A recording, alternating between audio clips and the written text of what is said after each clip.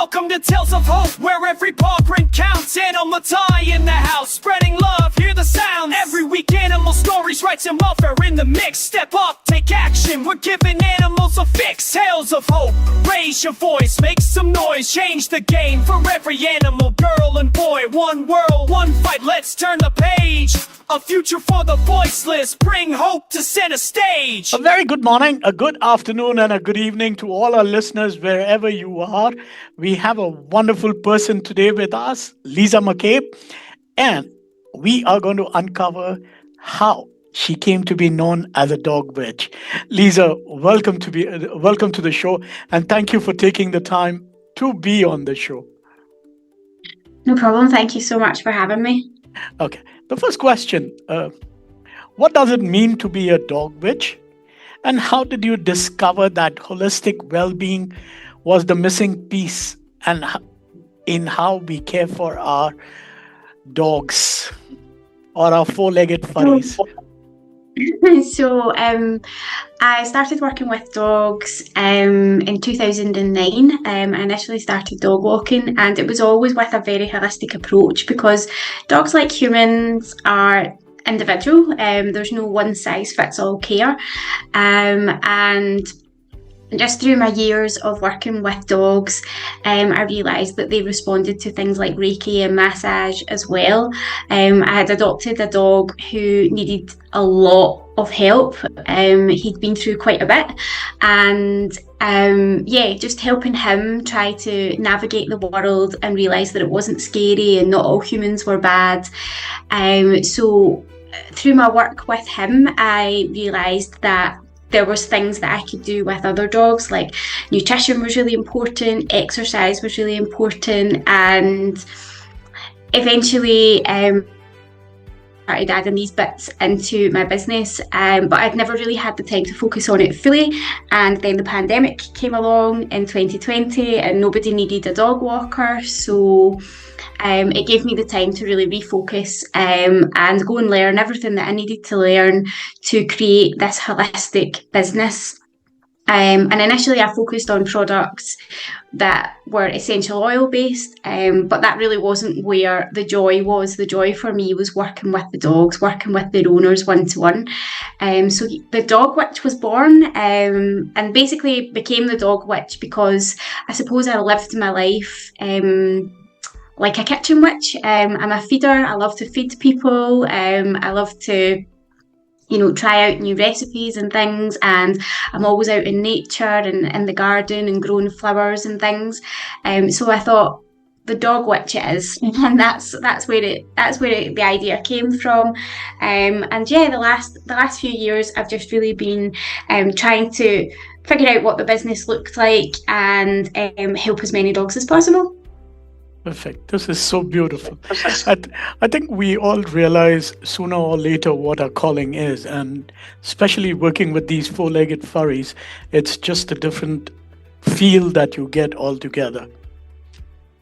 Now, absolutely, yeah. Like you were mentioning, in terms of holistic things approach for these four-legged furries, have you also tried something to do with the music that is there available?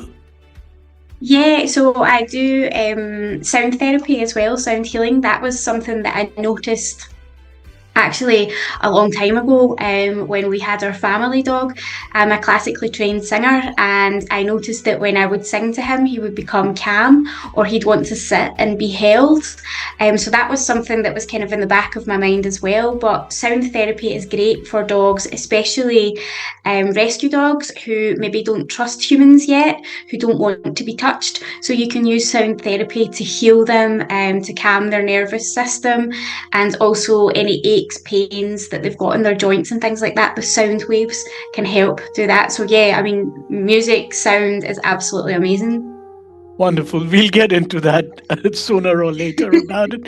Now, you talk about 6 pillars of well-being: nutrition, exercise, environment, sleep, health, and behavior.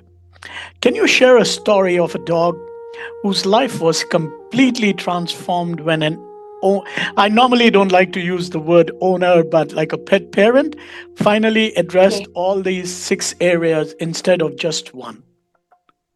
Yeah, so there's the transformations that dogs have, just by pointing out these things are absolutely amazing. But one dog that I can relate to is O'Malley.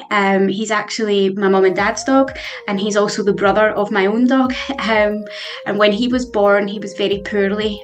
He was just 5 days old, really, really struggling.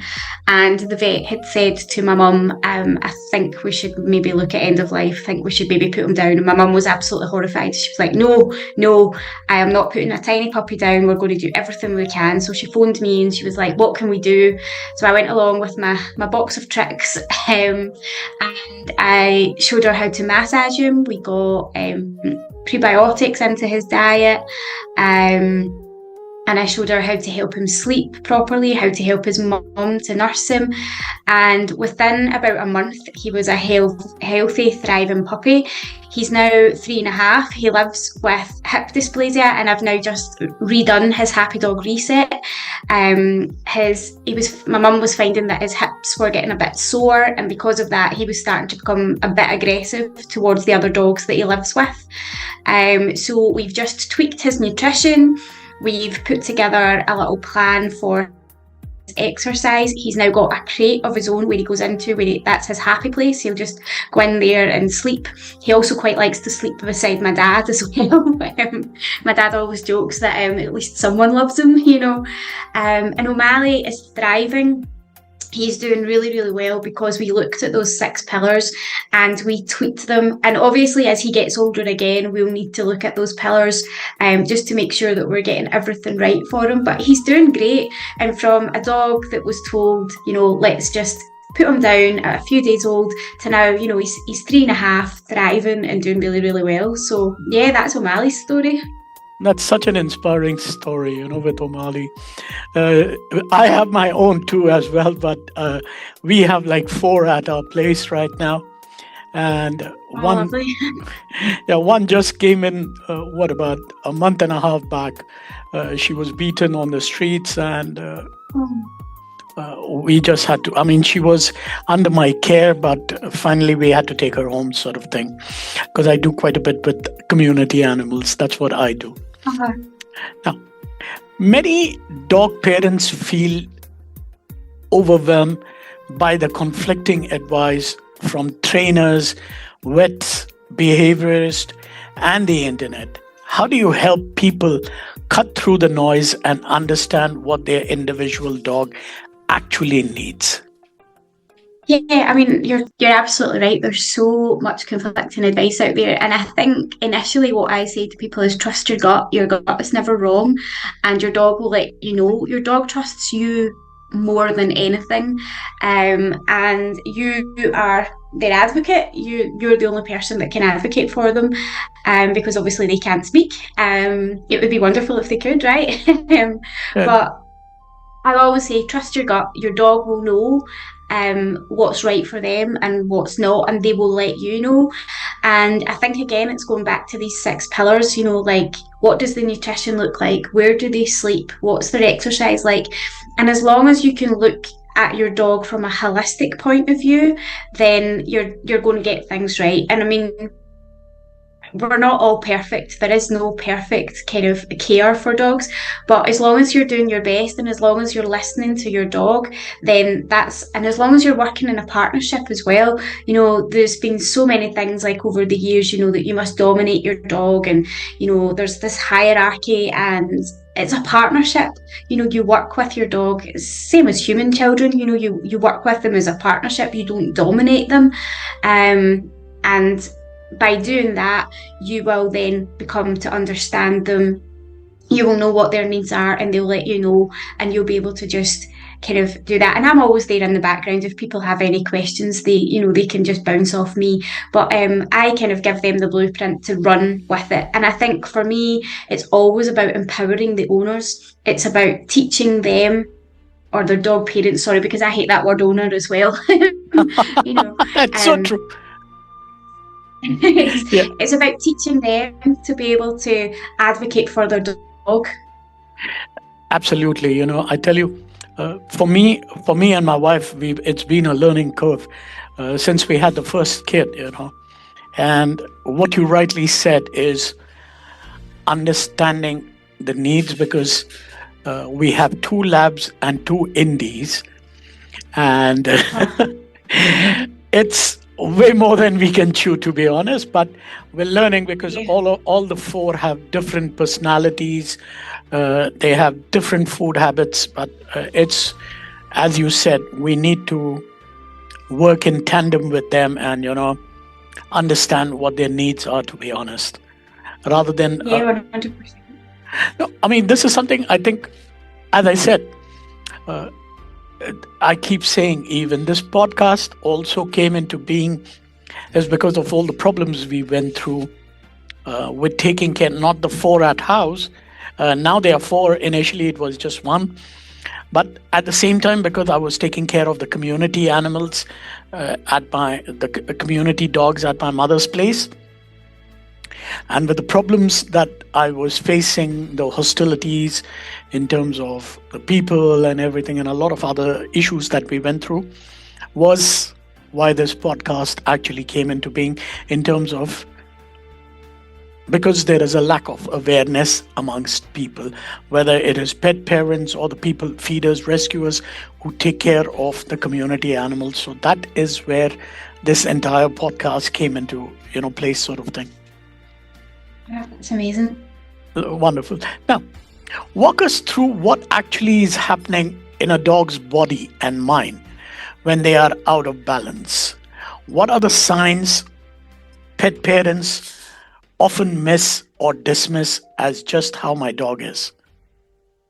So often behavioural issues can be seen, can be misunderstood, very misunderstood, and people will immediately run to a trainer. Some people look to have their dog rehomed, and sometimes it's just a case of understanding that your dog maybe has separation anxiety, because all these people got all these dogs during lockdown when we were all at home 24/7, and then when the world opened back up again and everybody went back to the office, all these dogs started to really struggle. They started to chew things, they started to bark, they started to become reactive, and people were kind of, oh my goodness, what's happening with my dog? And they weren't understanding that your dog's just missing you. You've been there 24/7 for about a year, and now all of a sudden you've disappeared and the dog doesn't know what to do. And dogs are creatures of habit. They need routine, they need structure, and when that changes, things can just become out of control. There could be things as well, like O'Malley, for example. He was starting to become reactive towards the dogs that he lives with. Now he lives with 5 other dogs, and my mum was saying he's lived with them for years. Why is he all of a sudden becoming reactive? And I'm going, because he's sore, and that's the only way that he can tell you. They're jumping all over him, and that's the only way that he can tell you that he's sore, is to have a little nip at them or growl at them. And once we kind of got that under control, he was back to being best friends. So certainly behavioural issues can really be misunderstood at times. Like if certain, like things like like mental health issues as well. Like if your dog's not getting enough exercise, if it's not getting enough stimulation, if it's not getting enough attention from you, then it can become really sad and withdrawn. And people sometimes don't tend to understand that. They think maybe that 10-minute round the block walk every day is going to be enough for, well, you've got labs, that that's not the case. So there's lots of things that can be misunderstood, and it's just a case of going, right, what's happening? How much exercise is your dog getting? What are they having to eat? Because sometimes, like, nutrition is so important, like for us as well. If we fuel our bodies, we feel well within our bodies and our minds. And that's the same for our dogs. If we're giving them rubbish food, then they're going to feel rubbish. So those are all the kind of things that can happen. If you're eating rubbish food, then other things can go wrong. You can start to develop health issues, things like that. So it's just about looking at what's happening and seeing how we can fix it. You rightly mentioned one thing which really resonated with me was, leaving your dogs alone at home. Uh, Yeah. that is a serious issue with a lot of people. I mean, I just off the record sort of thing, me and my wife, we used to always complain, when we used to see our neighbors leave their pet at home and, just lock them up for a couple of hours and leave. And we used to complain, both of us, we used to, I mean, how can they do that to. And to be honest, me and my wife, we've never left our kids alone. Either one of us has always been there to take care of them. It's Yeah. like we've never left them alone, no matter what. Yes, there have been times when we've had a situation where my mother was hospitalized, wife had to be at work. That's the only time we left them at a pet boarding school, at a pet boarding. And that in the Uh-huh. last 4 years has only happened twice because given my mother is 86 and I need to, take care of it. Those are the only place, those are the only two situations that we had to leave them. But I'll tell you one thing. When they got back home, the first 3 days was really bad in terms of they express their anger and unhappiness, Oh, yeah. and we had to take that from them, because we couldn't explain to them because it's the hospital and everything had to be taken.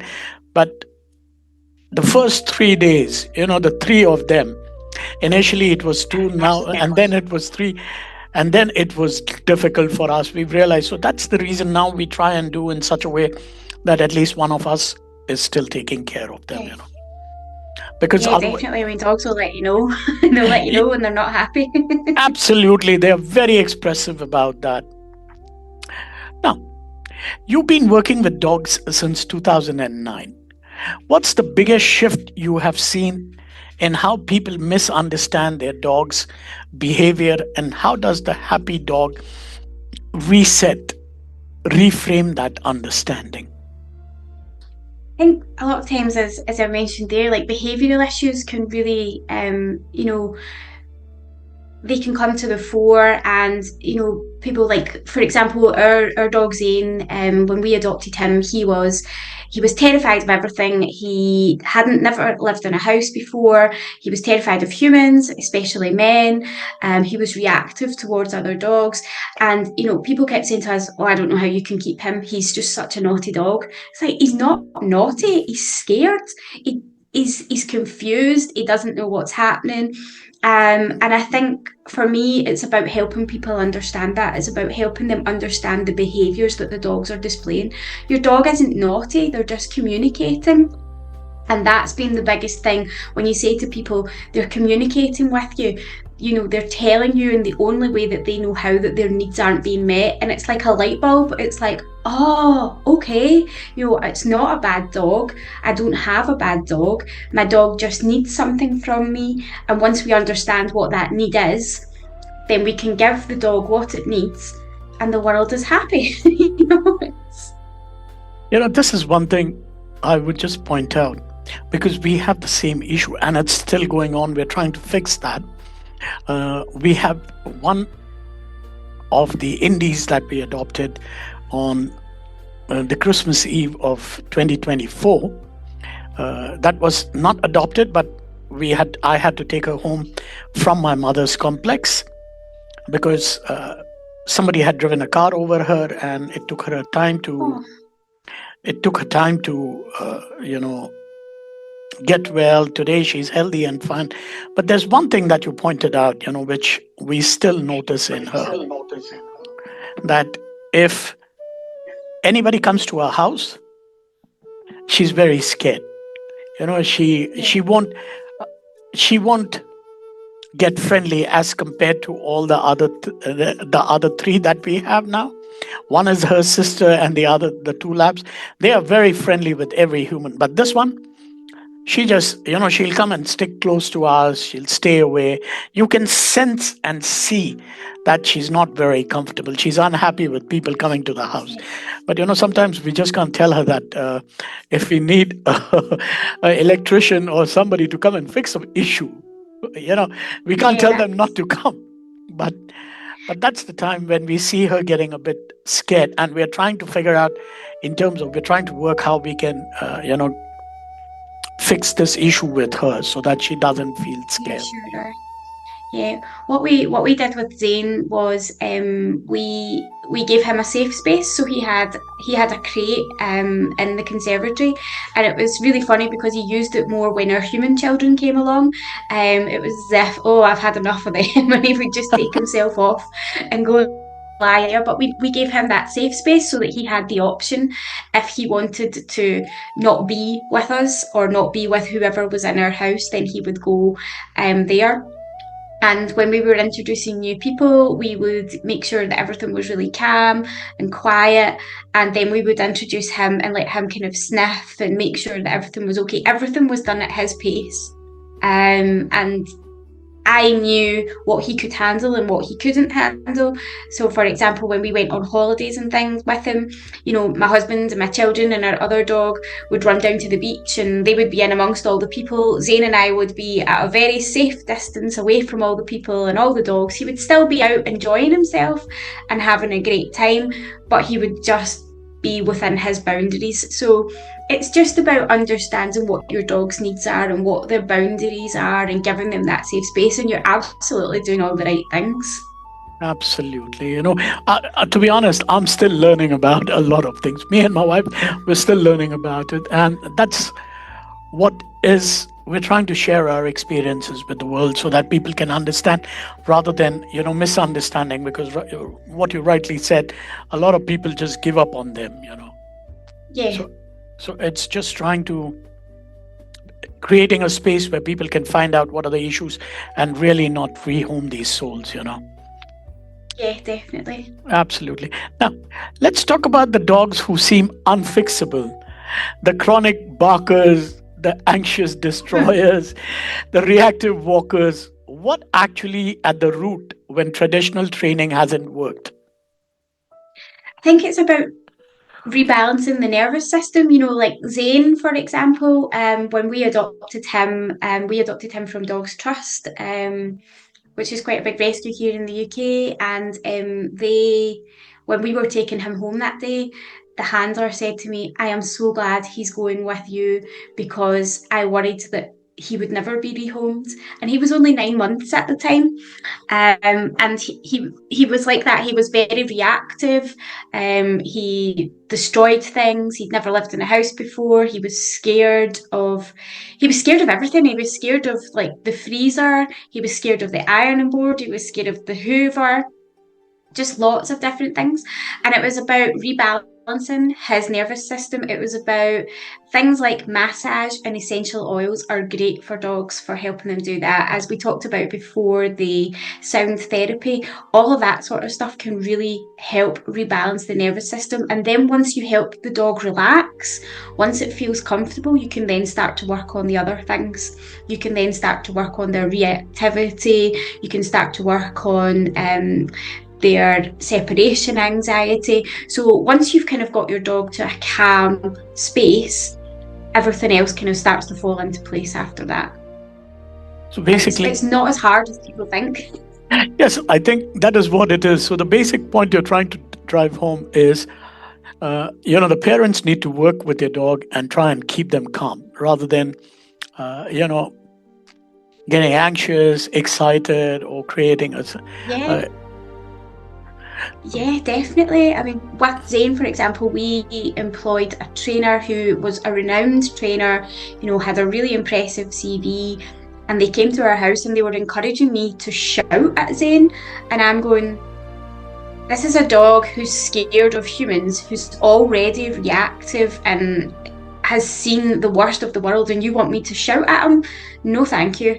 And then it was to take him to a hall full of other dogs who were equally as reactive, and he was just stressed. He was so stressed. He was so anxious. He was wired to within an inch of his life. And I actually broke down crying and took him out, and I held his little head in my hands and I said to him, I am never going to put you or me through that ever again. Let's find out what works for you. And that is really why I started doing what I do, is was to really help him and then go on and make a difference to the other dogs, because you have to understand, that you can't just put your dog in these situations and expect them to behave. That's so true. I remember somebody I know who runs a big shelter. This lady told me, because when I remember when we had Karma and Mira already at home, and this was we were bringing Cookie home. She's the one with the car accident. And me and my wife, we were debating for almost 5 to 6 days before we finally decided to take her home. I was worried, how would she adjust to the other two, because she's been on the streets most of the time in the community, and then how would she react? And I remember this advice came to me from this very senior person. She said, Anil, if you and your wife are calm,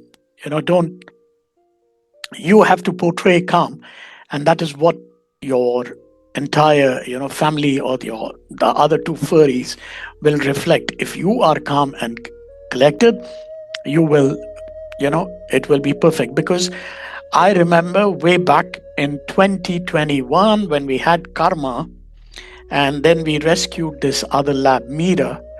When we brought her home, I tell you, we had a nightmare.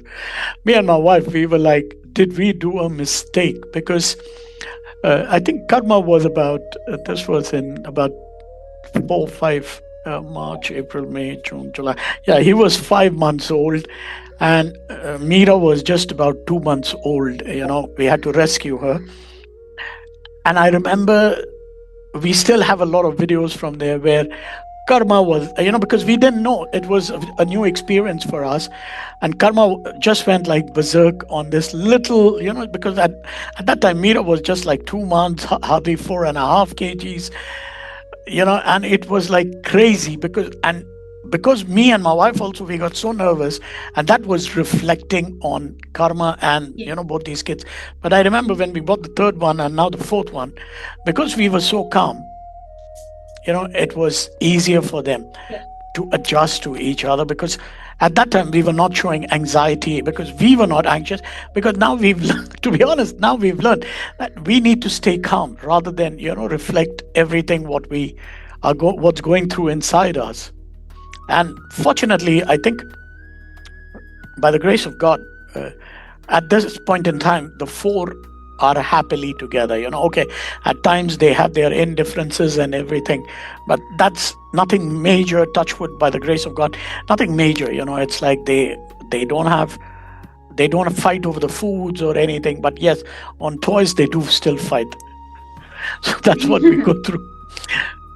Now, if a listener is sitting with their struggling dog right now, feeling defeated, what's the one pillar they could start examining today that might unlock everything else? I would always say, look at your environment and your nutrition initially.